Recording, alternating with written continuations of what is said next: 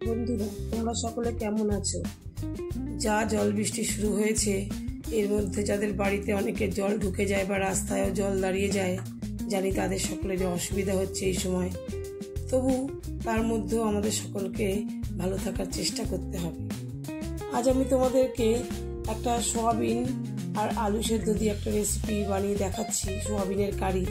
তোমরা এটা বাড়িতে করে দেখো, খুবই সুস্বাদু হয়েছিল।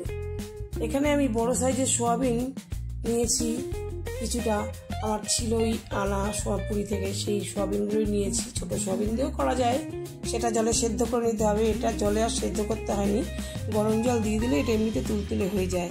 তারপরে জল চিপে নিয়ে আমি এই সোয়াবিনগুলোকে একদম ছিঁড়ে ছিঁড়ে টুকরো করে নিয়েছি।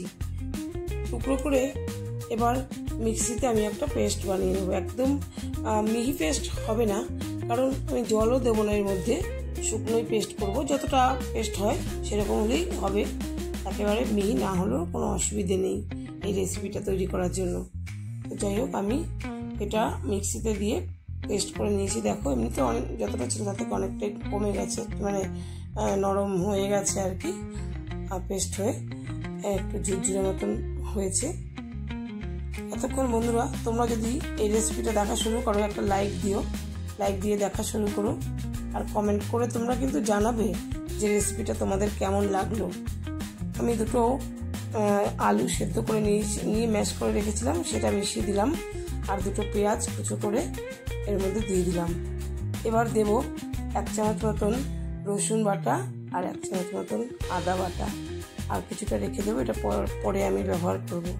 আর দিলাম 2 চামচ বেসন আর 4 চামচ ময়দা। এখানে ময়দার থেকে বেসনটা কম দেবে, ময়দাটা একটু বেশি দেবে বাইন্ডিংয়ের জন্য। আর এখানে দেখো, এই হেলদি রেসিপিটি, দুটো ডিম সেদ্ধ দিয়ে রেসিপিটি কিন্তু অনেক আরও হেলদি হয়ে যাবে সোয়াবিনের সঙ্গে। দুটো ডিম সেদ্ধ করে রেখেছিলাম, সেটাকে ম্যাশ করে এখানে আমি দিয়ে দিলাম। আর পরিমাণ মতো নুন দিয়ে দিলাম, একটু জিরের গুঁড়ো দিয়ে দিলাম 1/2 চামচ, আর একটা ভাজা মশলা, এটাও 1/2 চামচের কম একটু দিয়ে দিলাম। জিরে ধনে আর শুকনো লঙ্কা দিয়ে করা ছিল, দিলাম 1/2 চামচ হলুদ গুঁড়ো, আর লাল লঙ্কার গুঁড়ো, যেটা কাশ্মীরি লঙ্কা, সেই লাল লঙ্কার গুঁড়োটা দিলাম 1/2 চামচ। এবার খুব ভালো করে শুকনো অবস্থাতেই একটা টাইট মতন করে আমি মেখে নিলাম। তারপরে 1 মুঠো ধনে পাতা এর মধ্যে মিশিয়ে দিয়েছিলাম, আর এখানে কাঁচা লঙ্কা কুচি দিলাম ঝালের জন্য। ঝালটা যে যেরকম খাবে সেরকম দেবে, কারণ একটু ঝাল ঝাল হলে এটা ভালো লাগবে খেতে। এবার খুব ভালো করে মেখে বলের মতন তৈরি করে নিয়ে আমি একটু চ্যাপটা করে দিয়েছিলাম হাতের সাহায্যে, কারণ এটা ভাজা হলে পরে পাতলা করা থাকলে, চ্যাপটা করা থাকলে ভেতরটা ভালোভাবে ভাজা হয়ে যাবে। যদিও আলু টুলু সব সেদ্ধ করা, অসুবিধা নেই কোনো, ডিমের সাথে সব কিছুই সেদ্ধ, কিন্তু একটু চ্যাপটা করে দিলে ভাজাটা ভালো হবে, তাড়াতাড়ি হয়ে যাবে ভাজাটা। এবার আমি এগুলোকে ভাজবার জন্য কড়াইতে তেল বসিয়ে দিয়েছিলাম। তেলটা বন্ধুরা খুব গরম হয়ে গেছিলো, আমি কমিয়ে দিয়ে তারপরে আমি বড়াগুলো ছেড়েছি। তোমরা কিন্তু এতটা গরম হওয়ার আগেই বড়াগুলোকে তেলের মধ্যে দিও। আমার তেলটা বেশি গরম হয়ে গিয়েছিল, কারণ বেশি গরম হয়ে গেলে আবার বড়াগুলো পুড়ে যেতে পারে, তাই আমি আবার সঙ্গে সঙ্গেই আঁচটাকে কমিয়ে দিয়েছি। মিডিয়াম ফ্লেমেই বড়াগুলোকে ভেজে নিতে হবে। দেখতে পাচ্ছ বড়াগুলো সুন্দর ফুলে লাল লাল হয়ে গেছে। এই অবস্থায় বড়াগুলোকে আমি সবকটা বড়াই আমি ভেজে তুলে রাখবো। বন্ধুরা, তোমরা যারা নতুন আছো, নতুন চ্যানেলটি দেখছো, যদি তোমাদের ভালো লেগে থাকে তাহলে সাবস্ক্রাইব করে আমার পাশে থেকো। এবার সবকটা বড়া আমি ভেজে তুলে নিয়েছিলাম।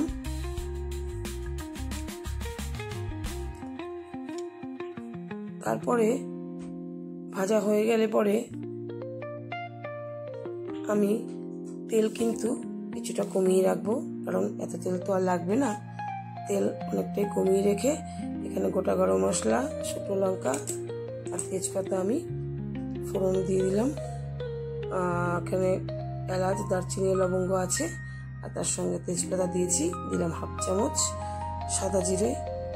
এবার ফোড়নটা একটু গন্ধ ছড়ালে, নাড়াচাড়া করে নিয়ে একটু গন্ধ ছড়ালে সেই অবস্থায় আমি পেঁয়াজ, ছোট 1 বাটি পেঁয়াজ এখানে দিয়ে দিলাম। 3টে কুচনো পেঁয়াজ দিয়ে খুব ভালোভাবে নাড়াচাড়া করে সময় নিয়ে একটু নাড়াচাড়া করে লাল লাল করে নিয়েছিলাম।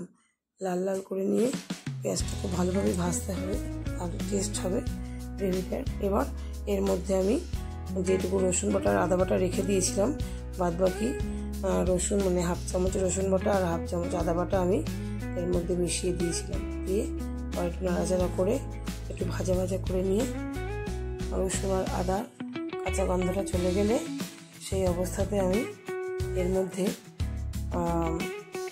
কিছু গুঁড়ো মশলা অ্যাড করব। সেগুলো হলুদ, নুন, জিরে গুঁড়ো, ধনের গুঁড়ো আর লাল লঙ্কার গুঁড়ো, কাশ্মীরি লঙ্কার গুঁড়ো কালারের জন্য, আর সঙ্গে কিছুটা জল দিয়ে খুব ভালোভাবে মিশিয়ে নিয়ে একটু ভাজা ভাজা করে নিলাম। যখন মশলাটা এরকম শুকনো হয়ে তেল ছাড়বে, দেখতে পাচ্ছ শুকনো হয়ে যাবে, এরকম দলা হয়ে আসবে, সেই সময় একটা টমেটো, বড় সাইজের টমেটো পেস্ট করে রেখেছিলাম, সেটা এর মধ্যে দিয়ে একটু কাঁচা লঙ্কা কুচি দিয়ে নাড়তে লাগলাম। নেড়ে যখন একটুখানি তেল ছাড়বে, নাড়ার পরে মিডিয়াম ফ্লেমেই করবে আঁচটা, যেন বাড়িয়ে দিলে পরে মশলাটা পুড়ে যেতে পারে। এরপরে যখন মশলাটা ভাজা হয়ে যাবে, সেই সময় আমি অল্প অল্প করে ঝোলের জন্য জল দিয়ে দেব। জল দিয়ে গ্রেভি একটু একদম পাতলা হবে না, মোটামুটি মিডিয়াম কিছুটা জল দিয়ে এরকম গ্রেভি তৈরি করে নেব। ঝোল মতন একটু ফুটে ওঠার জন্য ঢাকা দিয়ে দেবো। কিছুক্ষণ পরে, 2 মিনিট পরে যখন ফুটে উঠবে, তার ঝোলটা একটু টেনে আসবে, সেই সময় আমি এই বড়াগুলো দিয়ে দেবো। বড়াগুলো দিয়ে যে খুব বেশি সময় রাখতে হবে তা নয়, তাহলে আবার বড়াগুলো বেশি নরম হয়ে ভেঙে যেতে পারে। তো যাই হোক, এরকম অবস্থাতে মিনিট 2 মতন বড়াগুলো ফুটিয়ে নিয়ে ঝোলের মধ্যে, তারপরে এর উপরে ঝোলে তো আর নুন দেওয়া হয়নি, তাই সামান্য একটু নুন দিলাম আর 1 চামচ চিনি টেস্টটা ব্যালেন্স করার জন্য দিয়েছিলাম। এটা দিলে পরে টেস্টটা ভালো লাগবে। সামান্য চিনি দিয়েছি আর 1/2 চামচ ঘি এর মধ্যে মিশিয়ে দেব, তাহলে গন্ধটা খুব ভালো হবে। আর একটু 1/2 চামচ গরম মশলার গুঁড়ো দিয়ে দিলাম, দিয়ে ঘিটাও দিয়ে দিলাম, দিয়ে কিছুক্ষণ নাড়াচাড়া করে নামিয়ে নেব। এটাতেই, এই ঝোলটাতেই আরো গাঢ় হয়ে যাবে, কারণ বড়া ভেতরে ঝোলটা অনেকটাই ঢুকে যাবে, আর টেস্টটা অসাধারণ। বন্ধুরা, তোমরা একবার এইভাবে করে দেখো। আমিও প্রথমবার করলাম এভাবে, এতটাই টেস্ট হয়েছে যে বলার নয়। দেখতে পাচ্ছ তো, ভাতের সঙ্গে আর কিছু লাগবে না, 2 মুঠো ভাত বেশিই লাগবে নিতে খেতে। তোমরা করে দেখো আর সকলকে করে খাইও। সকলে ভালো থেকো। উপর দিয়ে 1 মুঠো ধনেপাতা ছড়িয়ে দিয়ে এবার পরিবেশন করলাম সকলকে।